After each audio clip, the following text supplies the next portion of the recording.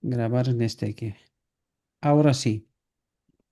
Padre Santo que moras en los santos cielos, alabado sea tu santo nombre. Nos postramos ante tu divina presencia para suplicarte humildemente que nos perdones de todas nuestras debilidades, todas nuestras faltas.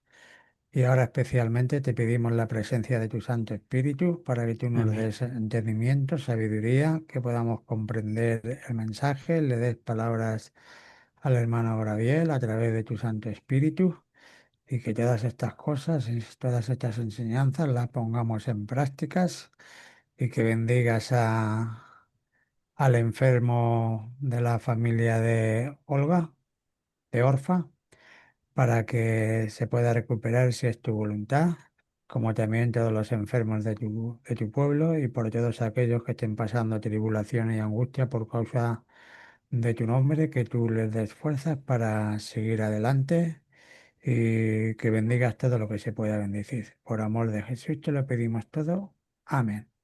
Amén. Bien. El tema que vamos a tratar hoy, y que creo que es una de las causas principales por la cual no se comprende la verdad, no se recibe el espíritu, es el amor al mundo. Como sabéis, hay muchas formas de amar al mundo, ¿verdad? El enemigo ha sido muy astuto y nos ha invitado, nos ha atrapado para que amemos al mundo de una manera, de otra, de las mil maneras que se ha inventado, ¿verdad? Por eso Cristo nos lanza esta advertencia y de hecho él vino precisamente a ponernos un contexto y tratar de entender la distopía que vivimos, ¿verdad? En esta falsa realidad y en una falsa propuesta. Porque cuando Cristo dice no améis al mundo, en realidad se refiere no amemos a la propuesta del enemigo.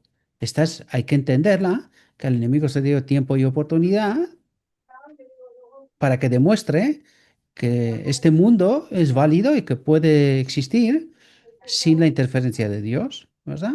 Por lo tanto, Cristo dice no améis al mundo, pero cuando lo dice porque necesitamos estar atentos a todo lo que nos rodea, las consecuencias. Es decir, por los frutos teníamos que detectar qué árbol es ese, ¿verdad? Árbol ya sabes qué significado de hombre, pero se le aplica también al enemigo, porque él es representante del hombre, cogió de Adán, ¿verdad? Y vive precisamente en esa condición, como administrador de esta tierra por un tiempo limitado, sí, pero esta es su condición ahora, ¿verdad? Por tanto, Bueno, entremos en nuestra... Dale, dale. eh, eh, el texto no termina ahí, porque el texto dice, no améis al mundo ni las cosas del mundo. Entonces, claro, el enemigo es muy astuto y nos quiere atraer con las cosas de este mundo, con todo lo material, las riquezas, en fin, todo lo que eso conlleva, porque desgraciadamente el hombre se pone precio. ¿Por qué están las guerras? ¿Por qué están todas las discordias? Porque uno quiere lo que no tiene y se lo quiere quitar al prójimo. Sí, pues este es otro espíritu que no es el Claro. espíritu de Dios, ¿verdad? El espíritu del amor, ¿verdad? Y que tendrían que levantar la alarma y que nos demos cuenta dónde estamos viviendo, ¿verdad? Y el texto comienza con este texto. Dice, yo soy el pan vivo bajado del cielo. Es interesante porque hace referencia al desierto. El pan que bajaba del cielo, ¿verdad? Te A has la, ma- quedado sin micrófono, sí, a la maná. a la mano, sí. Pero es interesante porque todo esto se lo dice a los judíos. Ahora es curioso. Ellos deberían de haber aprendido por el santuario estos significados, porque cuando lo está diciendo porque ellos tenían que comprender una lección sumamente importante, que es lo que vamos a tratar de entender, y que por desgracia no comprendieron, ¿verdad? Dice, eso el pan vivo bajado del cielo. Si alguno comiere de este pan, vivirá para siempre. Claro, cuando dice bajado del cielo, ¿qué se supone que tenía que haber esperado los judíos? La venida del Mesías. Claro, cuando él dice Yo soy el pan bajado del cielo. ¿Dónde en el santuario hay pan? La mesa de los panes rodeada con dos coronas. Ahí debería de haber entendido que él es el que ellos estaban esperando. Pero vamos a ver que no lo comprendieron, ¿verdad? Y vamos a ver, y la causa, ¿por qué no Y, comprendieron? y en la alianza, en la Santa Quina está el maná, en la urna. Dice, si alguno comiere de este pan, dice, vivirá para siempre. Dice, y el pan que yo daré es mi carne. Y esto es interesante, porque si se refiere a la cruz o al sacrificio, que el enemigo lo va a matar, ¿verdad? Pero ¿qué va a matar? ¿Qué dice que va a matar? La carne, no al espíritu. Estás sin micrófono, no sé cómo lo consigues, pero El cuerpo. No, es que está mi mujer hablando y no quiero que se no, interfiera. no se escucha nada, no se escucha. No se escucha, está lejos, tranquilo. Tu micrófono no da para tanto, ¿eh? Ya. No lo pongas en top, que no es para tanto, ¿no? Dice, entonces el pan que yo daré, dice, es mi carne, porque más adelante ya veremos que dice, la carne para nada aprovecha. Es decir, el enemigo ha matado, pero que no le va a servir de nada bueno, o al menos no para lo que él aspiraba o pensaba, ¿no? Dice, la cual yo daré por la vida del mundo. Es un intercambio. Él da su carne, lo de Hebreos 10:5, cuerpo más preparado, da la carne para quitarle al enemigo el mundo entero, ¿verdad? Dice, de cierto os digo que si no coméis la carne del Hijo del Hombre y bebéis su sangre, y ahí está la clave, la sangre. Y ahí otro símbolo importante, el cordero que se le quitaba la sangre justo delante de la puerta del atrio, de entrar antes de entrar en el santuario, ¿verdad? Y luego esta carne estaba quemada, totalmente quemada en el altar, para que luego veamos que después de la carne aparece en el lugar santo, la mesa de los panes, aparece este pan de lo cual él habla. Entonces dice, la sangre está dejada delante, fuera del atrio, la carne se quema, desaparece totalmente en el altar, pero luego en la mesa de los panes vemos que es el pan y él dice que este cordero sacrificado fuera, luego aparece como el pan, ¿verdad? Todas esas eran lecciones que los teólogos del tiempo deberían de haber entendido. Desgraciadamente yo creo que no han entendido ni hasta hoy. Pero claro, los nuestros matan el cordero para adentro, no para afuera. Claro, ahí tú no entiendes el sacrificio. No puedes entender patriarcas y profeta cuando dice el camino ensangrentado del cordero desde el pesebre, lo cual quiere decir que el cordero ya viene sacrificado, ya gotea sangre. Es decir, Pero, antes de venir al mundo ya está sacrificado. pero, Entonces, ¿se ha entendido esto? Pues no se ha entendido, pe- desgraciadamente. pero lo que no entiendo es por qué en los, ¿cómo se dice? En las maquetas donde se ve el santuario, siempre se ve que lo hacen dentro y no fuera. Y si la escritura pone fuera, ¿por qué contradicen a la escritura? Ajá, porque esta es la única incógnita, ¿cuántas hay, no? ¿Cuántas cosas se introducen en las escrituras y no hay justificación según las escrituras, ¿no? Pero las presentan así, claro. Esto que, y además, lo curioso es que son doctores de Claro, la ley y gente que se supone que debería de conocer el Evangelio. Esto yo, de- demuestra que no. yo deduzco que el significado por el cual lo hacen es para enseñar que la cruz está dentro del santuario. Ya, pues, claro, han convertido el altar de sacrificio en la cruz y el lavacro, Claro, eh, pues está revertido, no está en su posición correcta según la línea de tiempo. Entonces le han dado unas explicaciones ahí que hay que ser diabólico para que te las claro, puedes tragar, ¿no? Y que perviertas tanto las escrituras. Pero aún así lo han hecho. Lo ya. han hecho y eso es lo que la gente sabe. Claro, y por eso no se entiende el misterio de la piedad, por eso no entiende. ¿Qué pasó con esta sangre? ¿Y de por qué dice aquí que la sangre es verdadera bebida? La sangre es la verdadera bebida, que luego cuál se refiere al Espíritu Santo. Claro, incluso no se preguntan, pero un momento. Si en la mesa de los panes está el Padre, que es el único Dios verdadero, y el hombre Jesucristo, ¿por qué la luz viene de la lámpara? ¿Por qué toda la luz, la que alumbra al hombre en la tierra, en el lugar santo, todo, viene del Espíritu Santo? ¿Por qué? ¿Por qué no del Padre? Claro, hay preguntas que si se harían o se evitan de hacer, precisamente para no tratar de contestar, ¿no? Pero si tú te harías las preguntas correctas, pero ¿por qué la lámpara alumbra todo el santuario? ¿Y por qué esta luz, que es una luz que no podemos penetrarla ningún ser, no viene del Padre? ¿Cómo se explica eso? ¿Qué explicación tiene? Claro, pues ahí tiene explicación, porque cuando tú entiendes quién es el Cordero que ya viene sacrificado de fuera del mundo, es justamente lo que trata de la lección de que nos trata de ayudar a entender el santuario. Está fuera de la puerta, lo sacrifica y cuando entra al mundo ya viene sacrificado, la carne, ¿verdad? Se quema y aparece ¿dónde? En la mesa de los panes, el pan. ¿Y la sangre dónde? Pues la lámpara. ¿Y cómo es que la sangre, esta sangre, que es la vida, que es todo lo que representa en la lección de las escrituras, es la que alumbra todo? Es sin la cual no se puede hacer nada. Incluso cuando sacrificas el cordero, llevas la sangre y la llevas hasta el velo del lugar santísimo. Sin esta sangre no se hace absolutamente nada. Claro, cosas que, claro, si tú no entiendes correctamente las escrituras y te inventas historias, pues no entiendes las escrituras, ¿verdad? Así llegas en fin, teorías que son demoníacas, por decirlo alto y claro, ¿no? Dice, de cierto os digo que si no coméis la carne del Hijo del Hombre y bebéis su sangre, no tendréis vida en vosotros.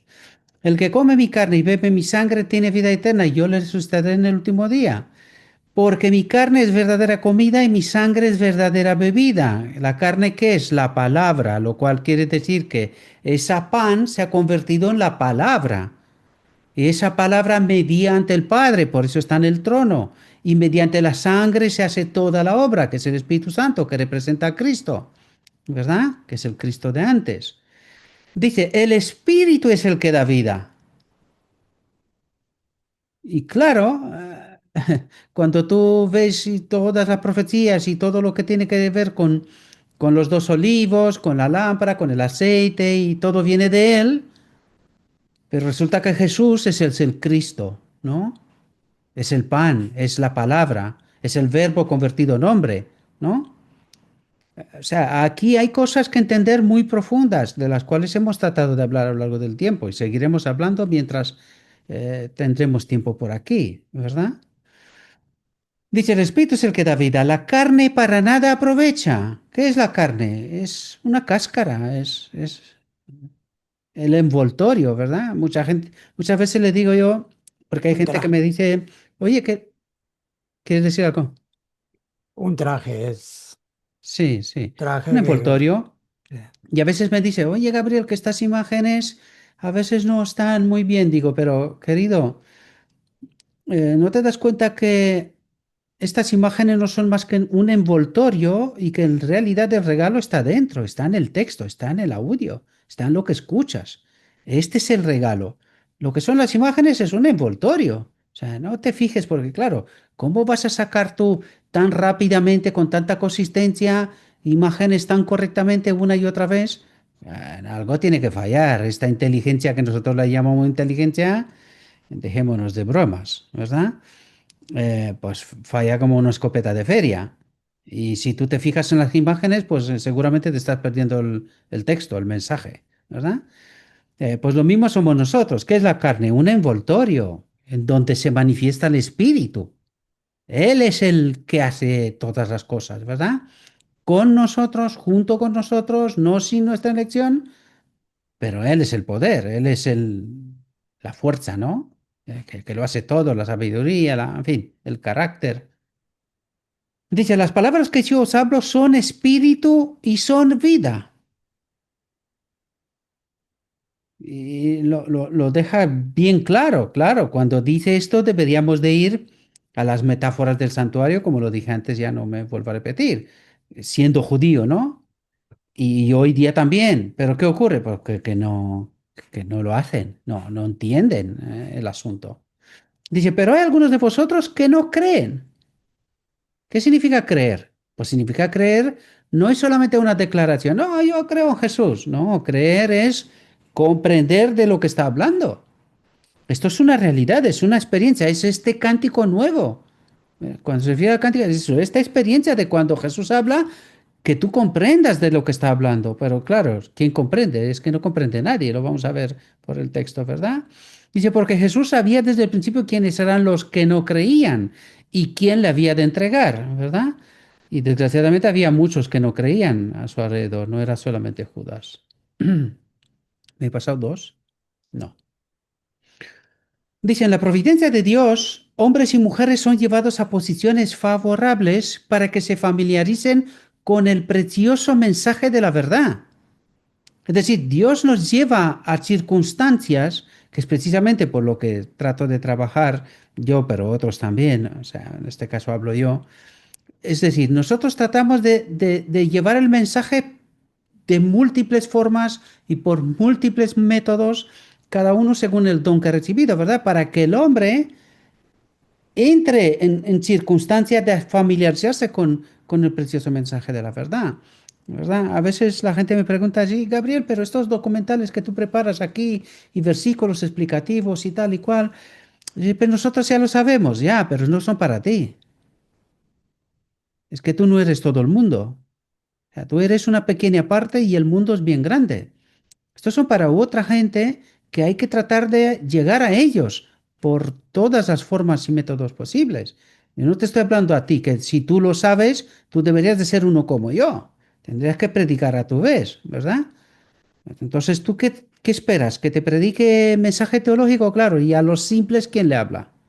A estos, ¿quién le presenta el Evangelio? Porque estos tú hablas en tu, ya lo comentamos alguna vez, te vas a la iglesia, viene uno de fuera, te escucha, tú hablas un lenguaje, que el pobre se termina la escuela sabática y dice, yo no entiendo nada aquí. ¿De qué estás hablando? Parece que estás hablando en lenguas, ¿no? Dices términos que yo no comprendo. Pues claro, hay que hablarle a la gente sencillo, de una manera simple, que lo atraigas para que luego se pregunte, oye, pero vamos a ver, en realidad de eso está hablando la Biblia en tal capítulo, en tal lugar, se refiere a eso para que él se vaya a la Biblia y vaya comprendiendo cada vez mayor, ¿verdad? La enseñanza y la verdad. Pero no puedo yo, o sea, no puedo yo estar todo el día simplemente un copia y pega, ¿no? Copio de la Biblia y lo pongo en YouTube. Pues esto lo hacen muchísima gente. Hay que hacerlo de otras maneras para que resulte atractivo y que la gente se le despierte, ¿verdad? La chispa, ¿verdad? Eh, y dice, se familiariza con el precioso mensaje de la verdad, dice, y con el mensajero que lleva esta verdad. ¿Quién es el mensajero? El que En primer, transmite en, el que En primer lugar transmite. es el espíritu. Sin el espíritu no hay verdad. Pero el espíritu actúa a través de este traje, ¿no? A través de un cuerpo, a través de una persona, ¿no? Por lo tanto, trata de familiarizarse no solamente con el mensaje, sino también con la persona que lleva el mensaje, ¿no? Que trae el mensaje. Porque claro, por la persona tienes que confiar que este árbol trae buenos frutos. Tienes que darte cuenta quién es este hombre, ¿verdad? Y si realmente va del espíritu todo lo que está diciendo. Dice, se les da suficiente evidencia para resolver dudas, alentar la fe o inspirarles confianza. Pero Dios nunca elimina de sus mentes la posibilidad de dudar. ¿Por qué? Porque la libertad de elección es sagrada. No se va a tocar nunca, ni ahora ni nunca, nunca, nunca. Si esto se hubiese hecho, ya se habría hecho con Lucifer en el cielo y con los ángeles que han elegido de otra manera, ¿verdad? Pero esto esto no se toca, ¿verdad? Es un pilar sagrado de la eternidad. Nosotros tenemos que elegir siempre, siempre, siempre confiar en Dios. Dice, de este modo Jesús había asociado consigo a hombres que él sabía que moraban en una atmósfera de duda e incredulidad. Y esto soy yo, somos nosotros, ¿verdad? Porque constantemente queremos, eh, como digo yo, probar y comprobar quién es, de dónde viene lo que viene, ¿verdad? Dice, aunque día tras día escuchaban sus lecciones importantísimas que debían obedecer si querían tener la vida eterna, ¿te das cuenta?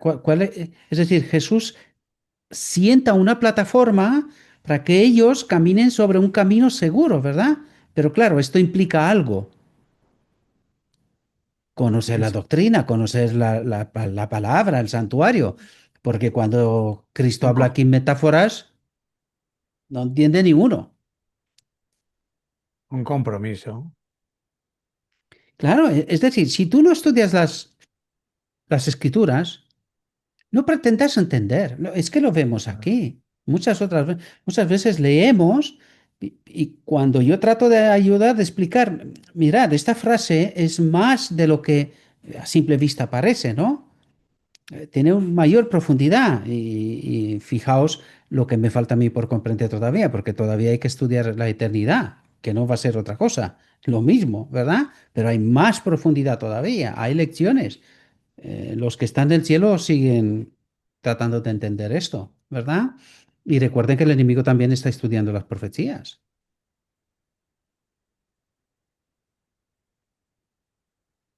porque aquí hay principios importantes y lecciones que él también tiene que descubrir, ¿verdad? Dice, Cristo los encontró interpretando y aplicando mal estas verdades sagradas. Y esa es la clave. Es decir, si tú no te asientas en la plataforma de la verdad, no vas a entender. Jesús habla, pero es como si hablara en chino, no te enteras, ¿verdad? Dice, confiaban en que tenían clara penetración y discernimiento, pero dice, pero no veían a lo lejos. ¿Qué quiere decir? Que se quedaban en la capa superficial, ¿eh? Un texto simple y dice, ah, habla de esto. ¿De esto habla? ¡Buah! Si nosotros penetramos una capa más y de repente el texto te dice otra cosa. Pero yo me pregunto, ¿y si llegaríamos a la segunda capa, tercera o cuarta? ¿Qué más nos contaría? ¿Os dais cuenta? ¿Cuánto nos falta de conocimiento? Claro, Jesús le hablaba a la gente que no eran capaces de entrar más allá de la primera capa, de la superficial, ¿verdad? Por costumbre, si tú tomas una cebolla o así, normalmente la capa te la quitas, ¿verdad? La capa superficial la quitas. Tú empiezas a comer lo que está dentro, normalmente, ¿no? Dice, el más insignificante átomo puesto ante sus ojos se magnificaba hasta convertirse en un objeto de vastas proporciones. Es decir, de una cosa, nada, hacía una teología, ¿verdad? Dice, pero no podían discernir las cosas espirituales. ¿Por qué? Pues porque no tenían el espíritu. Porque estas cosas se entienden solamente con el espíritu, ¿verdad? Entonces, y vamos a ver ahora por qué vino Jesús en realidad. Precisamente para eso. Pero es que no sabían ni siquiera que necesitaban el espíritu. Es que no lo sabían. Nadie lo había pedido. Claro, ¿cómo vas a entender? No vas a entender. Ellos en lugar del espíritu, ¿qué pedían? Títulos, doctorados, ¿verdad? Y eso pasa hoy. En lugar de necesidad del espíritu y recibir la verdadera enseñanza de lo alto, ¿qué hacemos? Mandamos a los hombres a las altas escuelas para que reciba títulos y cuantos más doctorados mejor. Pero ¿de dónde está esta enseñanza? Del árbol prohibido, ¿verdad? De ahí está. No, no está de Dios. La de Dios viene por el Espíritu, directamente. No necesitas títulos ni nada. Por eso Dios trae gente no preparada y deja en vergüenza a los que tienen títulos, ¿verdad? La gente simple. Lo dice la Biblia y la realidad a mí me confirma que es así. Dice, pero no podían discernir las cosas espirituales. Su vista moral era defectuosa. Vista moral. Es decir, lo que tienes aquí estaba mal. Y había todo peligro de que fueran vencidos por las artimañas de Satanás. ¿Por qué? Pues porque si tú no entiendes a través de las escrituras los verdaderos principios y de lo que en realidad está hablando Dios, te engaña el enemigo. Viene y te dice, no, hay tres dioses. Pero luego viene Juan y dice, no, solo hay un Dios y un Señor. Y luego habla de un Espíritu Santo también. Luego viene Marco y dice, en nombre del Padre, del Hijo y del Espíritu Santo. Ahí va. ¿Y ahora qué pasa aquí? ¿De qué estamos hablando? Claro, si tú te has saltado la lección del santuario y no te enteras de qué va la historia, dije, pues estos se contradicen uno con otro. Uno dice que es un dios, este viene y me presenta tres. ¿Qué rollo es este? ¿De qué van estos? ¿Verdad? Estás perdido, no te enteras, ¿verdad? No te enteras. Y el enemigo, pues, se inventa doctrinas como quieras. Como ya presenté, yo no sé si habéis visto el documental que preparé, ¿no? El protestantismo de vuelta a Roma. ¿Cuál es la imagen de la bestia? Pues la gente dice, no, la unión de la iglesia y el Estado. No, esto es la consecuencia de adoptar la imagen de la bestia. Adoptando la doctrina de la Trinidad, esto fue la consecuencia. Peleó Roma 1000 años hasta que consiguió que los reyes de la tierra, ¿verdad? Asumen. Y una vez que asumió, ¿qué pasó en 1050 el decreto la reunión de Nicea? La marca de la bestia, consecuencia de la unión de la iglesia y el Estado, ¿qué vino? El domingo. Adoptaron el domingo. En el Tratado de Nicea. Claro. Entonces todo esto es consecuencia, pero ¿cuál es el fundamento? La imagen de la bestia es la doctrina de la Trinidad y de ahí se empezó. Pero Y a partir de adoptar la imagen de la bestia se hizo la unión de la iglesia y el Estado. Cuando se hizo la unión de la iglesia y el Estado, ¿cuál fue la consecuencia? El domingo. Y ahora al final, pues se repite la historia. Igualmente, se vuelve a repetir la historia. Dale, Pedro. Perdón. no, lo quería decir que hay cosas que se enseñan mal, como por ejemplo de que Babilonia es la Iglesia Católica. No, la Iglesia Católica no es Babilonia, porque Babilonia existía antes.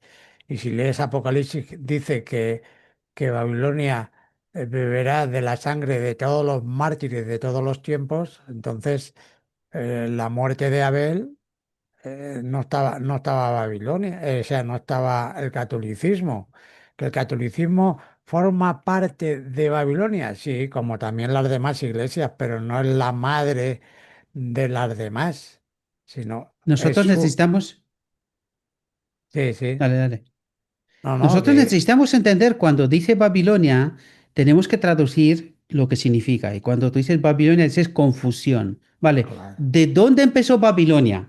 Cuando tú entiendes confusión, ¿dónde empezó Babilonia? En el mismo Edén. Confundió a Adán y claro, Eva.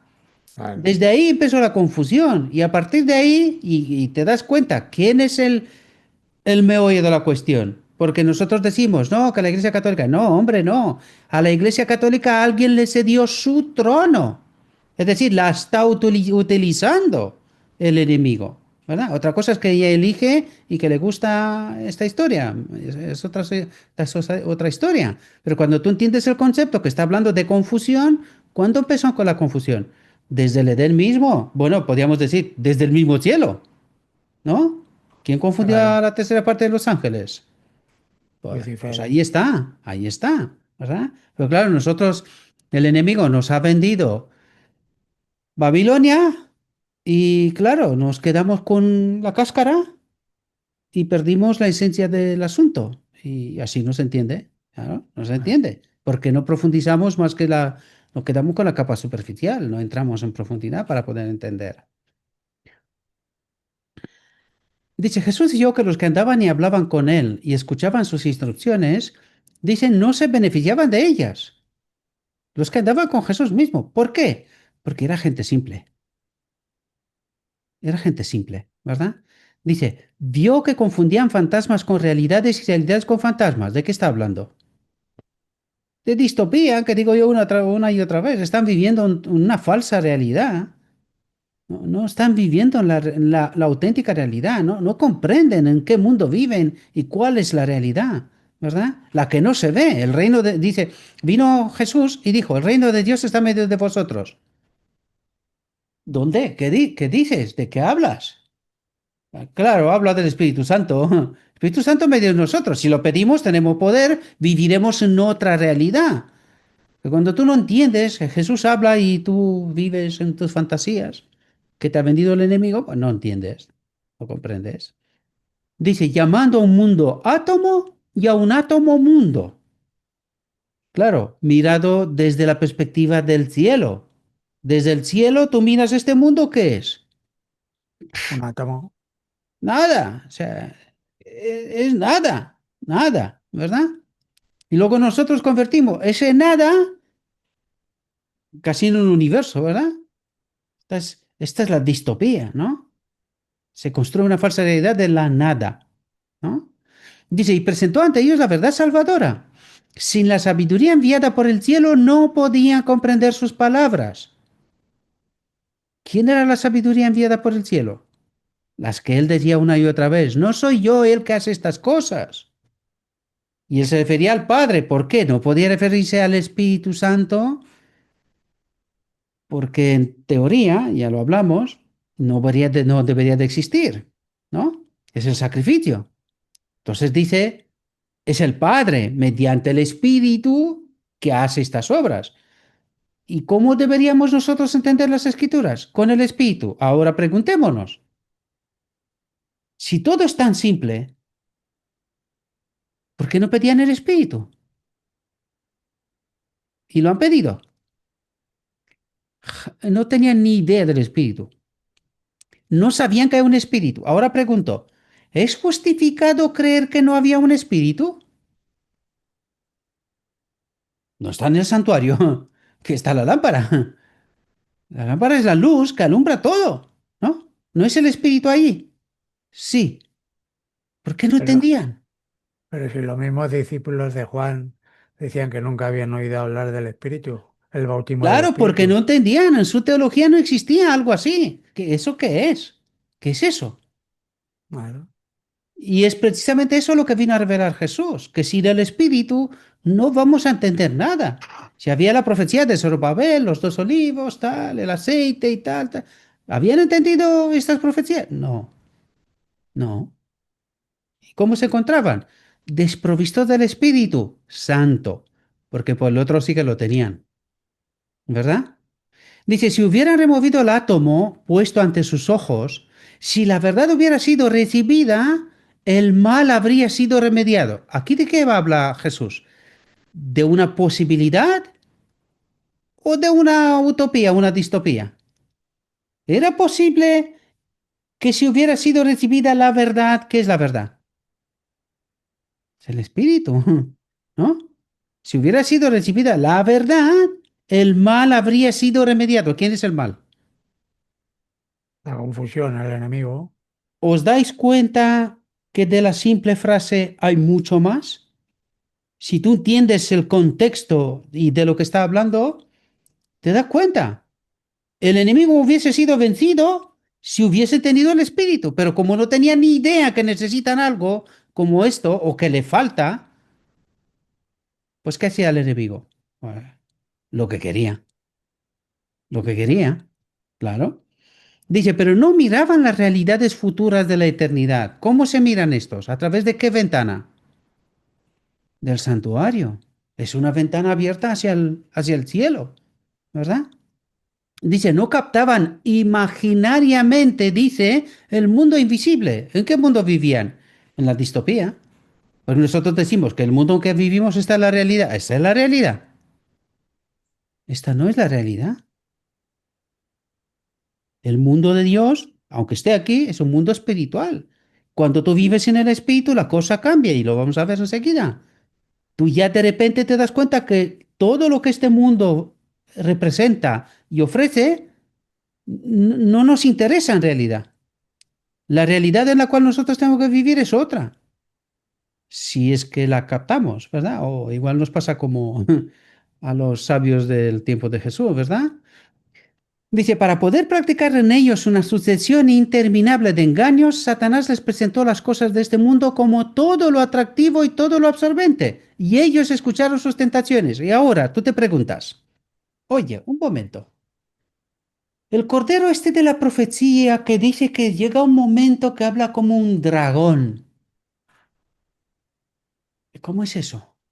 Claro, cuando tú conoces la historia, sabes que los cristianos que huyeron de Europa hacia Estados Unidos para tener libertad de conciencia, de elección, de adoración, poco a poco hay que ver, yo diría que la ciudad de Miami es el espejo máximo, ¿no? ¿De qué se habla ahí? Yo he visto algunos que viven por ahí y qué es lo que hacen y incluso el precio de la vida, lo caro que ha llegado a ser. Porque ¿cuál es el objeto de conversación? El dinero. ¿En qué ha convertido el enemigo ese cristianismo supuestamente puro al inicio? ¿En qué se ha convertido? Materialismo. Tentación, materialismo, invitación al dinero, a la riqueza, a la vida buena, a disfrutar de esta tierra. Por eso el cordero se ha convertido en un dragón, ¿verdad? Porque por sus frutos, por su imagen, por lo que está haciendo, no solamente política, es que hay que ver quién conforma la política en Estados Unidos hoy por hoy. El mundo evangélico, los judíos, ¿no? Pues, pues ahí está, esa es la clave, ¿no? Y entonces, cuando tú entiendas que detrás de estas pequeñas frases hay toda una historia, hay mucho que entender. Si tú eres ignorante de esas realidades, no vas a entender. Tú lees un texto como si leyeras una novela, no te enteras. Y eso es lo que le pasaba a los judíos desprovistos del Espíritu. Dice, Jesús declaró que conocía desde el principio a los que se unían a él, y con perdón, me refería porque está en la profecía el tema de América, ¿verdad? Pero que aquí en Europa está igual y vayas donde vayas, pues más a los chinos mismos, ¿eh? Vayas donde vayas, el Dios dinero es la clave, ¿no? Dice, Jesús declaró, porque no quiero que se me moleste nadie, aunque yo no personalizo, nunca nombro personas, ¿verdad? Jesús declaró que conocía desde el principio a los que se unían a él, que no tenían fe en él como su Salvador. Se unían a él como si fuera una especie de partido político, ¿verdad? Pero no porque entendían algo. Y sin embargo, no los rechazó. Dice, les dio pruebas suficientes para establecer su fe en su mensaje. ¿Cuál es la clave? El mensaje, no otra cosa. Dice, y en sus afirmaciones como hijo de Dios, porque el enemigo es muy artista. Que te fijes en las imágenes o en el vídeo, cuanto más movido, cuanta más música, más tambores, más historias, que te distraiga para que no entiendas el mensaje. Pero la clave es el mensaje, no los adornos o el papel de envoltorio, ¿verdad? Dice, pero cuando vio que la influencia de estos escépticos estaba fermentando las mentes de aquellos que recibirían y creerían la verdad y se convertirían, hizo la verdad en referencia a sí mismo más clara y contundente. Dice, esto llevó el asunto a una crisis. Claro, una confrontación, porque el enemigo también tenía que contestar de la misma manera, ¿verdad? Dice, el Salvador les presentó entonces la alternativa, un remedio para su incredulidad o la separación de él. Consecuencia, hasta luego, Lucas, estás muerto, ¿verdad? Desde entonces, dice, leemos, muchos de sus discípulos volvieron atrás y ya no andaban con él. ¿Por qué? Porque no entendían ni una. ¿Por qué se pegaron a él? Como si fuera un conquistador, que eso es lo que querían ellos y es lo que esperaban proféticamente, ¿verdad? Un conquistador. Pensaba que era un conquistador, pero no el Mesías. Y aun si por alguna razón podían entender la capa superficial que es un Mesías, no entendían la profecía. ¿Para qué un Mesías? ¿Verdad? Ellos creían que un Mesías para conquistar, librar a Israel y que somos aquí el ombligo del mundo. Para eso, no era para eso, era mucho más profundo. Dice, Judas permaneció, aunque Jesús sabía que lo traicionaría. Permaneció ¿por qué? Porque le interesaba el puesto. Porque tenía el dinero, el real contable, ¿verdad? Dice, los que hoy siguen a Cristo encontrarán las mismas dificultades, la misma incredulidad, los mismos intentos de pervertir el sentido de la verdad. Y está pasando, queridos. Por eso la sierva en el Espíritu Profecía y la Biblia nos habla de Ezequiel 9, por ejemplo. Ezequiel 9 todo el mundo lo relaciona con el tiempo final. Vale, pero ¿cómo empieza? Dice que el juicio empieza por la casa de Dios con los ancianos. Señor, aquí todo el mundo está engañado. Desde los ancianos, es decir, los que predican la palabra, hasta la doncella. Pero ¿cómo es eso? Pero nadie se lo aplica. Piensa, no, pues serán otros. O la sierva dice, uno será tomado y otro dejado. O la Biblia misma también. ¿Pero esto cómo es? ¿Cómo funciona eso? No, pero no soy yo, no. A lo mejor llevará a mi mujer o a mi amigo, no, pero no, a mí no, yo voy bien, ¿eh? Yo voy, que no veas tú, ¿eh? No se refiere a mí, se refiere a otro. Así funcionamos, ¿verdad? Así nos entrapea el enemigo y de eso está hablando, de pervertir la verdad, el sentido de la verdad, justificación propia, no, yo estoy bien, así. Entonces, ¿a quién te está hablando la Biblia? ¿De qué habla Jesús? Pues será que no es para ti, es para otro, que también lo dijo. No, he venido para los que están enfermos. Los que están bien, pues, nada, que siga. ¿Eh? Que hagan dinero, que viva la vida. Dice, al llevar el mensaje de la verdad, se encontrarán continuamente con aquellos que usan su influencia para contrarrestar y tergiversar la verdad. Y eso es lo que está pasando en la iglesia. Claro. Porque la iglesia confía en sus maestros, en sus teólogos, en sus titulados. Y yo no personalizo, es decir, y muchas veces me habéis escuchado defendiendo a la persona, pero que están engañados. ¿De dónde han aprendido? ¿Quién les han enseñado? Pues pasa lo mismo que en el tiempo de los judíos.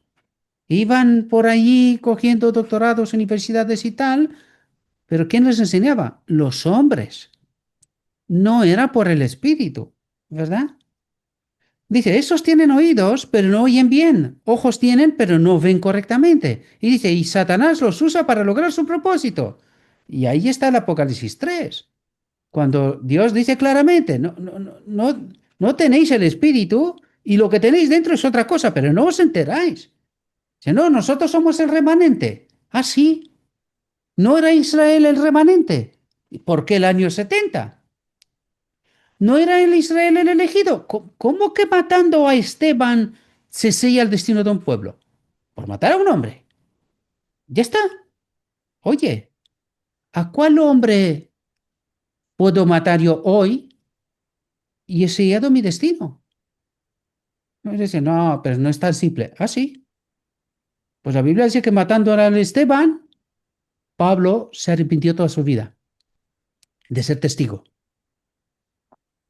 Toda su vida se arrepintió. Por matar a un solo hombre se selló el destino de una nación. Y luego se arrasó con Jerusalén. No, pero esto pasaron con ellos, con nosotros no puede ser. No, claro. Capítulo 39 del conflicto de los siglos, no sé de quién hablará, pero seguramente, no, de nosotros no es, no, hombre, nosotros no somos Babilonia. Pues ya tenemos una pata dentro, porque la imagen de la bestia la hemos adoptado. ¿Qué nos falta? La marca, que es justamente como termina el capítulo 39, adoptando la ley dominical, ¿no? Pero no, hombre, pero esto no va con nosotros, va con otros. ¿Pero cuál otros? Si en el día de la expiación entramos nosotros, ¿los otros dónde se quedaron? Allí, afuera. Entonces, ¿cuál otros? ¿A quién se refieren las escrituras? Ah, no, a otros. ¿Cuál otros? Siempre son otros, no somos nosotros. Siempre son otros. ¿Os dais cuenta cómo nos engaña el enemigo? Con la profecía en la nariz, ¿no? Y con la Biblia, pervirtiendo la verdad de tal modo que no hay manera. Y luego viene y trae a estos que dicen, no tienen oídos, no tienen ojos, tienen oídos, pero no ni ven ni escuchan. Y luego el enemigo los usa para lograr su propósito. Los usa. Y a mí también, porque claro, si no entiendo la profecía, yo me voy y como un papagayo repito lo que me cuentan otros, pues ¿en qué me convierto? En una herramienta, pero no de Cristo, de un otro, ¿verdad? Dice, en su enseñanza, Cristo trata de ajustar las pretensiones del cielo y de la tierra. Ajustar. Dice, en sus lecciones de instrucción, este era un tema de suma importancia. Claro, porque estaba tratando de sacarlos de la distopía para meterlos en la realidad. Pero había forma, ¿no? Pues si no entendía la profecía, como si hablaran chino, ¿verdad? No entendieron ni una. Dice, vio que los hombres corren el peligro de abrigar un amor desmesurado por el mundo. Dice, el amor a Dios es suplantado por el amor al mundo. Cuando dice el mundo, ¿a qué dice? ¿Qué es la iglesia? Roma, yo lo presentaba en el documental que publiqué esta semana en el canal. Roma adoptó la esquema piramidal del- de lo que son los teólogos, ¿no? La organización de la iglesia. La adoptó Roma. ¿Dónde más la vemos? La iglesia es el mundo. La vemos en medio de nosotros. ¿Y de dónde cogimos nosotros esa manera de organizarnos? De Roma. Por eso está diciendo la profecía, la primera profecía, que es camino angosto junto con la visión de los dos tronos. La visión de los dos tronos terminan diciendo que los que estaban en el lugar santísimo, uno detrás de otro, se van al lugar santo. ¿A dónde? Al mundo. ¿Quién está en el lugar santo? El mundo. El que lo tiene organizado a su manera. Pues ahí nos vamos. Y ahí tiene razón cuando dice, la iglesia es el mundo. ¿Cómo está organizada? Que nosotros decimos, no, que el cielo está organizado. Así, ¿cuál es el fundamento? La lámpara. Lo dice Jesús, no soy yo. Es el Padre, que mediante el Espíritu hace todas las cosas. ¿Y cómo nos dice el Evangelio a nosotros? ¿Cómo tenemos que conseguir nosotros o cómo tenemos ese poder? Mediante el Espíritu. ¿Está organizada la iglesia mediante esa forma? No, no, la iglesia está asentada sobre títulos, teólogos, derecho a predicar y esas cosas. ¿Y esas de dónde las cogimos? ¿De la Biblia? Del mundo. Del Te suele- mundo. Te suelen contar de que la organización fue puesta por Dios porque Moisés no podía mantener al pueblo, ¿no? Y que entonces su suegro, Si Jetro, queremos llamar a su suegro de Dios, vale. bueno, Su pues suegro organiza de las ahí cosas y nosotros decimos que Dios. entonces, ese es el cuento que cuentan. Claro, pero es que lean bien la Biblia. ¿Quién organizó lo que organizó allí? ¿Dios? No, Dios dio su acuerdo, pero ¿quién le propuso la idea? El suegro. Si suegro Claro. es Dios, vale, pues hagámoslo. Dios dirá, vale, habéis elegido, ok, venga, venga, adelante. Lo mismo que hizo con la iglesia. Cuando quiso organizarse en organización, vale, háganlo. ¿No queréis mi espíritu? Y cuando le envió el espíritu, ¿qué dijeron? No, ¿y este quién es? ¿Qué espíritu? Si solo está el Padre y el Hijo, ¿qué espíritu? Y se vuelve a repetir la historia hoy, otra vez.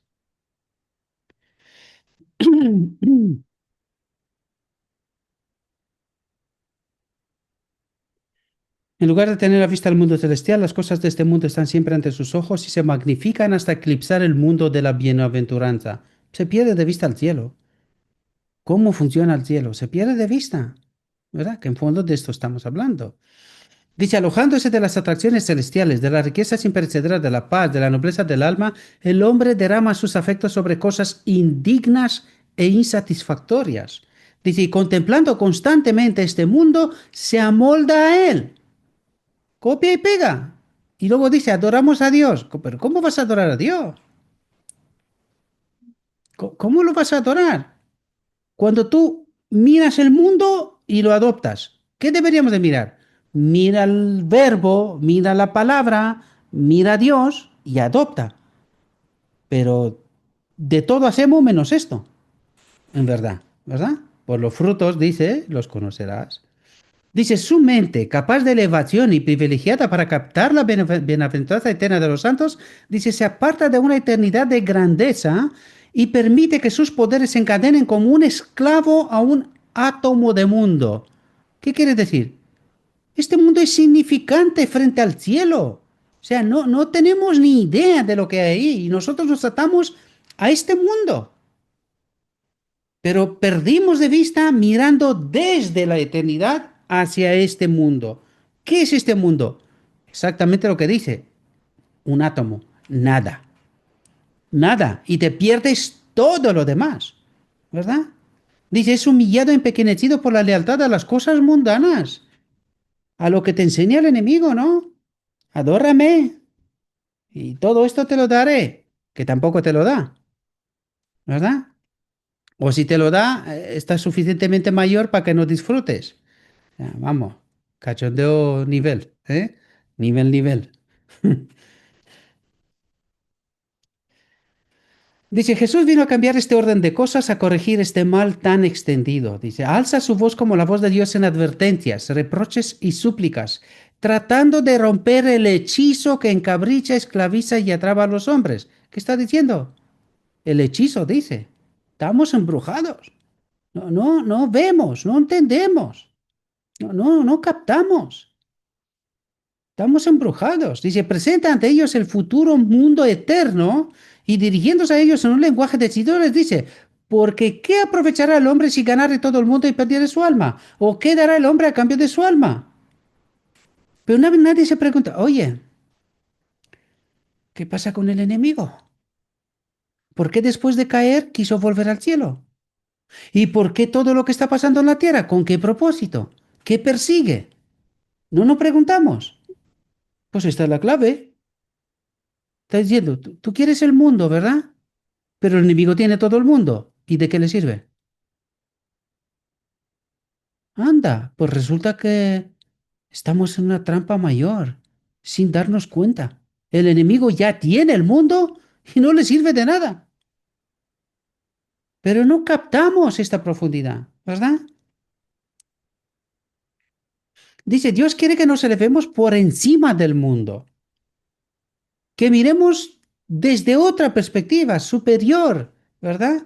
Dice, Jesús alrededor del mundo presenta ante nosotros la herencia eterna, las riquezas inmortales, diciendo, no os hagáis tesoros en la tierra, donde la polilla y el orín corrompen, y donde ladrones minan y hurtan, sino haceos tesoros en el cielo, donde ni la polilla ni el orín corrompen, y donde ladrones no minan ni hurtan.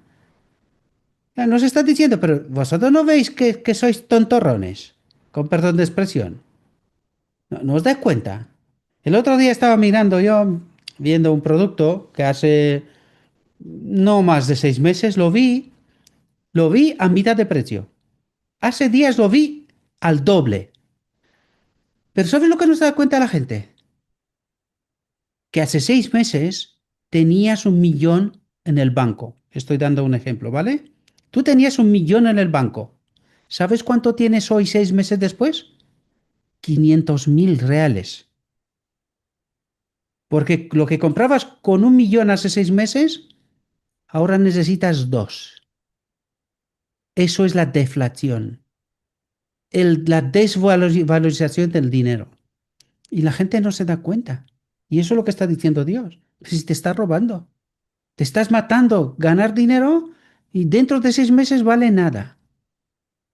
Te han matado para nada. Estás corriendo como una rata. La ratonera esa. Va corriendo, va corriendo. Cuando dices que ya tengo 1 millón. No, pues ya no es 1 millón. Es menos. Ya no vale. Ya no puedes comprar lo que comprabas hace 6 meses. ¿Verdad? Pero la gente no se da cuenta. ¿Verdad? Siguen corriendo, sigue corriendo. Dice, saca al mundo de su posición de supremacía jactanciosa, colocándolo donde debe estar, sujeto al mundo espiritual y eterno. Solamente desde esa perspectiva el mundo puede tener algún valor, porque tiene valor. Por eso Dios lo restaurará, por eso Dios lo convertirá en el centro del universo, porque aquí estará su trono. Tiene un valor, pero ¿desde qué perspectiva? Espiritual. No desde la que tenemos aquí, ¿verdad? Dice, el amor al dinero es la raíz de todos los males, escribe Pablo. Aunque el dinero es valioso si se usa correctamente, no hay que adorarlo.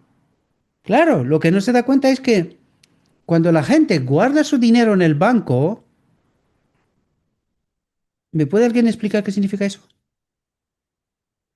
¿Por qué lo guardas en lugar de invertirlo? para que no se lo roben y para estar Lo protegido. estás adorando. Tienes miedo a perderlo. Pero si lo inviertes, ¿qué ocurre? ¿Te sujetas a quién? A la A la voluntad de fe. Dios, porque Dios dijo, inviértelo, inviértelo, y yo te convertiré en un cauce, un río que fluye a través de ti hacia otros. Pero ¿por qué no podemos ser estos ríos? Porque lo metemos en el banco. Entonces el dinero no puede fluir. Y Dios dice, para meterlo en el banco no te lo doy. ¿Para qué? Para que adores, lo conviertas en tu Dios. Pues va a ser que no. Sigue corriendo, rata, sigue corriendo. Así funciona, pero no nos damos cuenta. Cuando tú bendices, eres bendecido. Pero cuando tú retienes, ¿qué pasa con el agua que está retenida? Se pudre, huele mal. Pues esta es la realidad. Pero decimos, pero no, si este dinero es mío, porque mira cuánto he trabajado y encima fíjate tú que en 6 meses incluso pierde valor. Claro, pero cuando tú te conviertes en un cauce, ¿quién es tu fuente? Es Dios. Entonces Dios, si tú lo repartes, si tú lo inviertes, Dios se encarga de que esta inversión sea bien hecha. Pero si tú lo retienes, no funciona. No funciona. Dice, Cristo nos dice que no debemos complacernos a nosotros mismos, sino que debemos deservar nuestras vidas de toda vanidad, quitar toda planta mala, ¿verdad?, que tenemos en la mente. Nos ordena cultivar aquellos atributos que harán que cada momento de nuestras vidas sea fragante con buenas obras. Y esa es la clave del reino. Esa es la clave del reino, ¿verdad? También hablamos sobre esto. Dice, Dios no quiere que la eternidad nos abrume y nos incapacite para los deberes de esta vida, y nunca lo hará si acostumbramos nuestras mentes a morar en los temas de la eternidad y los mezclamos con los deberes de nuestra vida. Dice, la contemplación de las realidades eternas no nos descalificará para los deberes de esta vida. Todas las ocupaciones y actividades útiles de la vida deberán revelársenos como rodeadas por el arco iris sagrado de la promesa. Los cristianos deben ser no perezosos en los negocios, fervorosos en espíritu, sirviendo al Señor. ¿Dice el Señor que no hagas negocios? No. ¿Cuándo los negocios son malos? Cuando tú retienes todo para ti. Ahí el negocio está malo, porque lo has convertido en tu Dios. Pero cuando tú ese negocio lo conviertes en una fuente de bendición para otros y sirves a Dios, confías en Dios, entonces el negocio es bueno, es válido. Dice, no han de pasar su tiempo en meditación, tampoco sus vidas han de ser todo bullicio, celo y excitación. Estas cualidades deben mezclarse. Es decir, debe de haber Cuando una, tú, debe de haber un equilibrio. es decir, cuando tú vives desde la perspectiva espiritual y lo espiritual está por encima de lo terrenal, entonces tus planteamientos, este equilibrio es sano. Pero cuando vives de la perspectiva terrenal, que todo es que seas rico, que tú aproveches, que tú vivas en el mejor coche, ¿el mejor coche y mejor casa? ¿Y tu hermano? Se fue al amor, no te das cuenta que se te fue el amor. Vives en el egoísmo. Entonces ya no perteneces al reino, sin darte cuenta, joven rico. El joven rico. Qué trampa engañosa, ¿verdad? No, yo hago todo lo que está escrito. Sí, deja todo el dinero. Ay, señor, así va esto. ¿Qué pasa? ¿Que tu hermano no quiere vivir como tú? Claro que sí. Entonces, y eso, decir esas cosas en un mundo como en el que estamos viviendo, muchas veces, menos mal que YouTube quita las palabrotas de las descripciones que dejan estos, los mensajes, porque a veces me dejan mensajes que no los puedo leer ni yo. No sé qué me mandan, pero YouTube lo borra directamente, de primeras. Claro, la gente te dice, pero ¿tú qué dices? Pabilao, no sé qué, no sé cuánto. Claro, ¿desde qué perspectiva vives? ¿La terrenal? Pues ahí está el problema. Pero no es ese es el problema. El problema es más gordo. Es que tú vives con un espíritu que ni siquiera te das cuenta. ¿Quién es? ¿Verdad? Dice, el Evangelio de Cristo es y será siempre agresivo. Dice, Cristo se dio a sí mismo en sacrificio por el mundo. ¿Mayor frutos? ¿Queremos más frutos? Cristo no solo que retenió, ni siquiera se le ocurrió. Cuando llegó la hora, dejó el trono, se dejó a sí mismo, se despojó de sí mismo. Ese es el ejemplo. Pero ¿quién lo entiende? Es más, Y una vez que entiendes, ¿quién está dispuesto? Dice, alegremente dio su propia vida como rescate por un mundo apóstata. ¿Quién hace esto? ¿Quién se va a rescatar a un borracho, una prostituta o lo que fuera? Son apóstatas, ¿no? ¿Sí? ¿Y quién se fue? ¿Quién se va a ellos y dice, mira, quiero cambiar tu vida? Está en mis manos, yo sé, yo vivo en otro nivel que tú vives, pero si yo te ayudo, tú puedes cambiar tu vida. ¿Quién lo hace? Ah, no, hombre, borrachos. ¿Y nosotros? No somos borrachos del vino de Babilonia. ¿Y pelea Cristo por nosotros? Claro, pero como vivimos la distopía, no, yo vivo en una casa, yo tengo un cochetillo, vivo de alguna manera, yo no soy como estos. Ah, sí. Pero le has preguntado si le das la oportunidad a aquel no quisiera estar en tu lugar. Hay quien no, que también los hay, desgraciadamente. Pero no quisiera estar en tu lugar, siquiera en tu lugar, ya no digo de otro más rico. No quisieran, sí. ¿Y por qué no? Pues porque no haces nada. Estoy indiferente, claro. Entonces digo, no, yo soy de Cristo, yo soy el remanente. Estos, hombre, que no quieren. ¿No quieren o no pueden? Nadie les ha abierto la ventana y una puerta para un mundo mejor. Porque cuando alguien te habla, ¿cómo te sirve cuando estás en necesidad y alguien de repente te abre una puerta que tú no la veías ni la olías? Te abre una puerta y de repente te soluciona el problema. Y eso mismo, ese mismo principio no es válido para el borracho y para esta gente que vive en la calle. De igual manera, pero somos cómodos. Esa es la realidad, somos cómodos. Vamos a la iglesia con el mejor coche, el mejor traje y la cuenta del banco pues también está muy bien, o más o menos regulín. Pero nosotros somos de Cristo. Por los frutos los conocerás, dijo Cristo. Dice, la conformidad con el mundo está expresamente prohibida por la palabra de Dios. Dice, pero el grave pecado de la idolatría existe en muchas de las iglesias de hoy. No están en armonía con Dios. Anda, Gabriel. ¿Qué dices, tío? ¿Estás loco? ¿Qué nos cuentas? Pues no lo sé. ¿Quién está en la distopía y quién está en la realidad? Dice, existe la contaminación, que debería lavarse con la sangre de un Salvador que perdona los pecados. Del borracho, de la prostituta, del ladrón, de... ¿A esos también? Mira tú por dónde. El ladrón de la cruz. No lo preguntó, oye, ¿te arrepientes de lo que hiciste? ¿Prometes que no lo harás?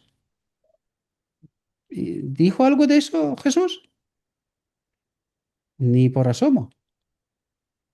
Simplemente el ladrón le dijo, acuérdate de mí. Y Jesús que dijo, espérate, ahora viene la mayor promesa. Te prometo que estarás conmigo en el reino de Dios. Anda, no lo cuestionó, no. Oye, pero te vas a cambiar o te vas a volver ladrón. ¿Cómo lo hacemos? No, no hay nada de esto, ¿verdad? Nada.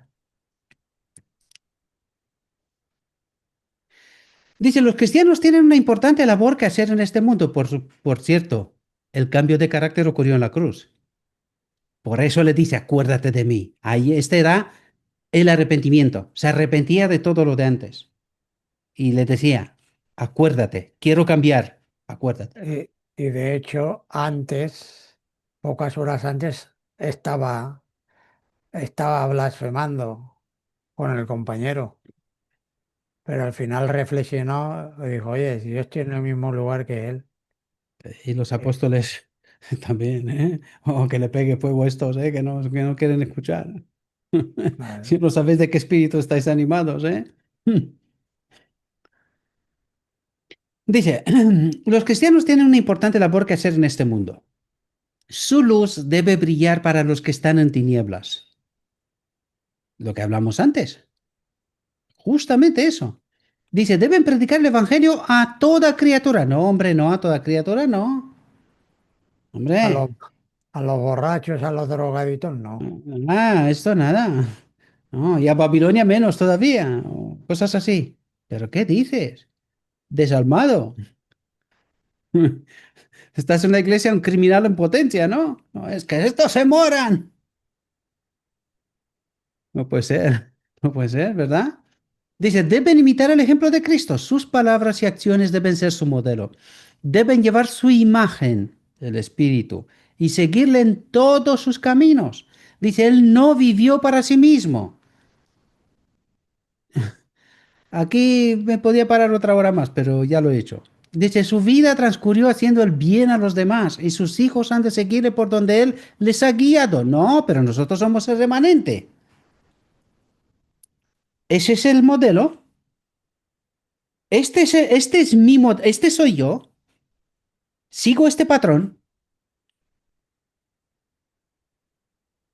Hagamos la pregunta, honestamente, queridos. Miremonos en el espejo. Porque me decís, oye, Gabriel, que te vas a matar, ponte a mover y tal y cual. Claro, pero cuando tú ves cuánta gente no conoce la verdad, ¿cómo te vas a levantar de la silla y dejar de trabajar para las almas? ¿Cómo lo haces? ¿Por qué creéis que no duermo por la noche pensando, Señor, cómo llego?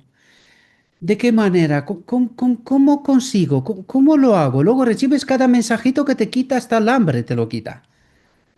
De agradecidos que están por lo que estás haciendo por ellos y que entienden cosas que nunca han entendido. ¿Cómo dejas de hacer lo que estás haciendo? No puedes. Dice, Señor, mejor perezco yo, pero sálvalos. Palabras de Moisés, por si recordáis, ¿no? Quítame a mí, pero sálvalos. Esa tiene que ser la idea. Eso es lo que ha hecho Cristo. Me borro yo, sálvalos. ¿Verdad? Este es nuestro patrón. Preguntémonos honestamente, mis amados, porque nos colocamos rápidamente en el trono, entre los 144.000, ¿no? Nosotros hacemos, seguro, necesitamos una mirada fuera de la distopía, en la realidad, mis amados. Dice, con su trabajo, sus oraciones y su dinero deben bendecir a los que necesitan ayuda. En el mundo, pero no del mundo. Deben trabajar como Cristo trabajó, representándolo con una vida santificada, es decir, fuera del mundo. Esa es una vida fuera del mundo, pensando como el cielo, ¿verdad? Dice, pero en este trabajo deben tener el temor de Dios, que su palabra nos dice que es el principio de la sabiduría. Temor de Dios es escudriñar la verdad. No vaya a ser que falle en algo, que deje algo de hacer. De eso se trata. ¿Verdad? Dice, el maestro nos ha empleado como sus siervos y hemos de ser trabajadores vigilantes hasta que vuelva por segunda vez a esta tierra. Hemos de esperar la venida del Señor y trabajar diligentemente para prepararle el camino. Y preparar el camino significa que haya mucha gente. A eso se refiere. Juan el Bautista era el que prepara el camino. ¿Cómo? Preparó la gente para que cuando llegó el Mesías, ¿qué pasó? Que lo Los discípulos que aceptaran. decían, pero Juan, es que se van con Jesús. Pues para él están, que se vayan con él. Yo tengo que menguar, hacerme pequeño, desaparecer. Él es el al que hay que seguir. ¿Quiénes nos pide a nosotros? Ser un Juan el Bautista. Preparar el camino para que cuando Jesús venga haya mucha gente, ¿no? Dice, esperar no es todo lo que se requiere. Debemos esperar, velar, orar y trabajar. Esta combinación de esperar, velar, orar y trabajar nos constituyen verdaderos cristianos. Verdaderos. Dice, a los que están en ociosa espera, Cristo les dice, ¿por qué estáis aquí todo el día ociosos? Trabajad mientras se llama hoy. La noche viene cuando nadie puede trabajar. Y estamos más cerca de esto que nunca. Dice, Pablo escribió a Timoteo, ten cuidado de ti mismo y de la doctrina, persiste en ello, porque haciendo esto te salvarás a ti mismo y a los que te oyeren, ¿verdad? Dice, esta exhortación es aplicable a todos los que viven estos últimos días. El Señor exige un servicio completo y total. ¿Qué significa eso? ¿Estamos dispuestos? ¿Estamos dispuestos a volver a bautizarnos en esa promesa que en algún momento hicimos? y que poco a poco, sin darnos cuenta, nos amoldamos al mundo. ¿Estamos dispuestos? Dice, la mente y los afectos deben serle entregados. La mente y los afectos. Porque ¿dónde están los afectos ahora? ¿Y dónde está la mente? Al mundo. Seamos honestos. Queremos dinero, queremos vivir bien, mejor coche, mejor casa, mejor traje, mejor. Para mí, para mi familia. Y esto es egoísmo. Sin darnos cuenta, mis amados. No está malo querer bueno para ti, pero está malo cuando solo estás pensando en ti. Ahí es cuando se convierte en malo, ¿verdad? Dice, entonces los cristianos recibirán una vista espiritual. Entonces recibirán una vista espiritual. Mientras tanto, no. Y esa es la causa de nuestra enfermedad, el egoísmo. Esta es la causa. Dice, estarán capacitados para comprender y cumplir las exigencias de Dios. Es decir, en este mundo tiene que haber un grupo de gente, una generación que viva como en el cielo, antes de que Cristo venga. A nosotros se nos ha olvidado esto, se nos ha olvidado, pero nosotros tenemos que vivir desde aquí como en el cielo. Recuerden, último día de la tierra, primer día del cielo. ¿Hemos olvidado esta profecía? Pues eso es lo que está diciendo. ¿Entendéis? Dice, Cristo ha dado una comisión a sus siervos. Id por todo el mundo y predicad el Evangelio a toda criatura. Pregunto, ¿lo estamos haciendo? ¿Lo tenemos en mente? ¿Estamos preocupados por esto? Porque cada uno de nosotros hemos de ser ministros en el nivel donde estamos. ¿Dónde estamos? Ahí mismo. Ministramos a Cristo. Dice, esta comisión pone a cada miembro de la Iglesia de Cristo bajo un solemne peso de responsabilidad. La conversión de los pecadores se confía a los seguidores de Cristo y esta obra no debe abandonarse mientras haya un pecador inconverso. ¿Hay? Yo diría casi no hay cristianos. ¿Eh? Casi no hay cristianos. Dice las palabras de instrucción, somos colaboradores de Dios, son de gran importancia. Todos, laicos y ministros, estamos bajo el tributo de Dios. Nuestras capacidades son dones confiados que el Señor espera que multipliquemos mediante un uso constante. Y los dones que recibimos hay que multiplicarlos mediante un uso constante, ¿verdad? Y nuestra responsabilidad es exactamente proporcional a los dones confiados. Dios nos ha dado gratuitamente de sus bienes y nosotros debemos mostrarle una fidelidad inquebrantable. Y con el don o dones que tienes, si no los pones al cambiar, pues se morirán. Y se te pedirá cuenta y tú morirás con ellos, ¿eh? Desgraciadamente. Dice, ningún egoísmo debe encontrar lugar en el corazón del cristiano. Ninguno. Yo os he contado del nivel sencillo. Como familia pensamos, no, nuestra familia tiene que vivir bien. ¿Y el vecino?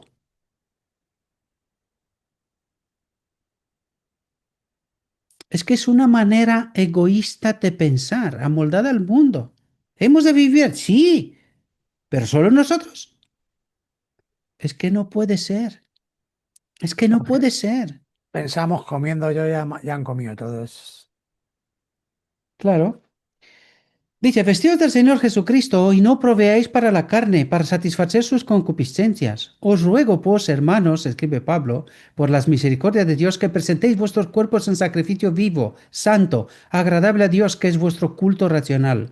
Y no os conforméis a este siglo, sino transformaos por medio de la renovación de vuestro entendimiento, que es este, un rebautismo. Porque el bautismo, ¿qué significa? Morir al mundo y nacer en el Espíritu, que es justamente lo que está diciendo aquí. Esta es la renovación de nuestro entendimiento de la mente, ¿verdad? Para que comprobéis cuál sea la buena voluntad de Dios, agradable y perfecta. ¿Qué es lo que espera Dios? Que habite aquí. Esa es la voluntad agradable y perfecta. Dice, los escogidos de Dios deben ser exactamente lo que Él quiso que fueran y lo que el apóstol declara que son un espectáculo al mundo. Pregunto, ¿Se ve por algún lado esto? ¿Son los cristianos un espectáculo al mundo? Dice, y los ángeles y a los hombres. Sí, somos espectáculos porque estamos en Babilonia a tope. Y como he dicho muchas veces, la Babilonia está en nuestra mente, pero no nos damos cuenta que va disfrazada de actos buenos. Y cuando nos dice, Cristo no vivió para sí, ahí va, Señor, nos han matado. ¿Y ahora qué hacemos? ¿Cómo nos despojamos de todo lo que tenemos? ¿Eh? Y algunos dicen, no, es que nos ha bendecido Dios. ¿Ah, sí? ¿Cuál? ¿Cuál Dios? ¿El del egoísmo? Pues te tiene atrapado y no se enteras. Te tiene atrapado. Hasta aquí, mis queridos, que nos ha matado a todos, Mm. empezando conmigo. ¿Eh? La santa palabra de Dios, puestos ante el espejo, nos ha matado a todos. Y yo digo, amén, porque hemos de morir. En algún momento tenemos que tomar esta decisión. Tenemos que morir al mundo. Pues es vuestro turno. Ya sé que sois poquitos, pero a alguno espero que le quede Tene- voz, ¿no? Tenemos que hacer réditos, pero en el carácter, que es lo que vamos a heredar, no en lo material, porque cuando nos llegue el último día no nos vamos a llevar nada de todo lo que hemos conseguido en este mundo, se va a quedar aquí. Entonces, ¿para qué luchar por cosas que no satisfacen el alma? Mirad, pensad por qué. Esto, o sea, esto me impactó a mí, lo estudié una vez. ¿Por qué los ricos, porque hay mucha gente rica que se suicida, o sea, terminan las drogas y se suicida? ¿Cuál es el asunto aquí? Es que cuando lo tienes todo, te das cuenta que necesitas a Dios. Te falta algo más. Necesitas algo más. Por esto esta gente necesita un otro boom de felicidad, ¿verdad? Porque el dinero y el tener y lo material no es la felicidad, mis amados. Dios es la felicidad. Él es el que Eso, satisface. eso es lo que le está pasando ahora, no sé si lo habrás visto, a Elon Musk. Está haciendo vídeos hablando de Jesucristo. Él pensaba que la tecnología y todos los logros era lo más importante, pero se ha dado cuenta que no. Lo más importante es Dios y habla de Jesucristo. Claro, habla Ojalá fuera real. habla desde un punto de vista, pues no sé si es católico o evangélico, ¿Qué pero más da? no, pero bueno, lo importante es que da el mensaje con la luz que tiene y hace un llamado hacia Jesucristo. Yo lo he escuchado, Amén. ¿eh? Yo lo he Ojalá escuchado. fuera verdad, que no sea, yo no lo he escuchado hasta ahora, pero cuidado con la inteligencia artificial, ¿eh? Porque hace las cosas Ah, tan bueno, eso, perfectas últimamente que es muy probable que sea esto.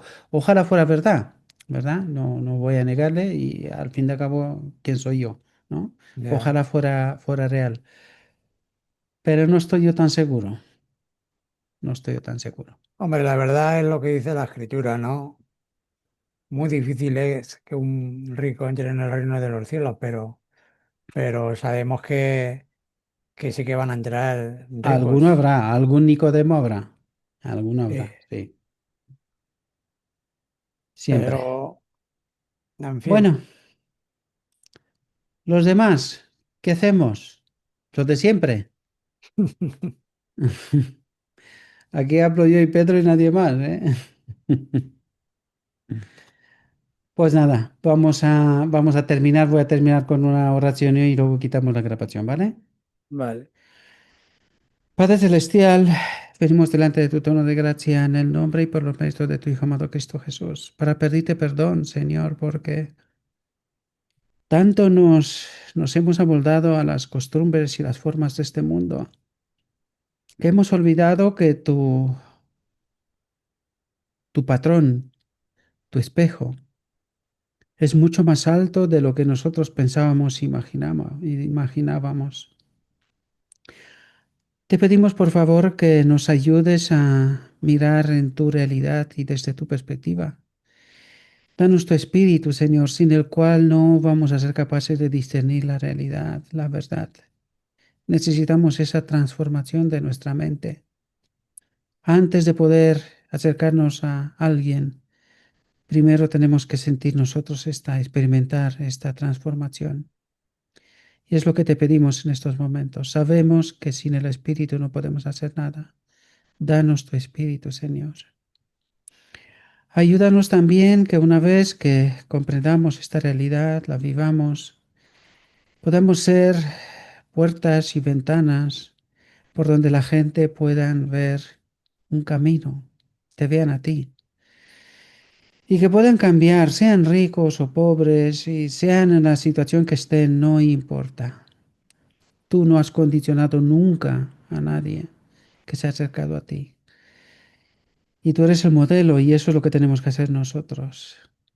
Ahora bien, hay que ser astutos porque el enemigo también está aquí y también está trabajando para engañarnos constantemente. Danos ese discernimiento para saber cómo, cuándo y de qué manera. Te pido también por mis hermanos, hermanas, allí donde estén, que los cuides, que los bendigas y que tú les des la salud y la sanidad que necesitan.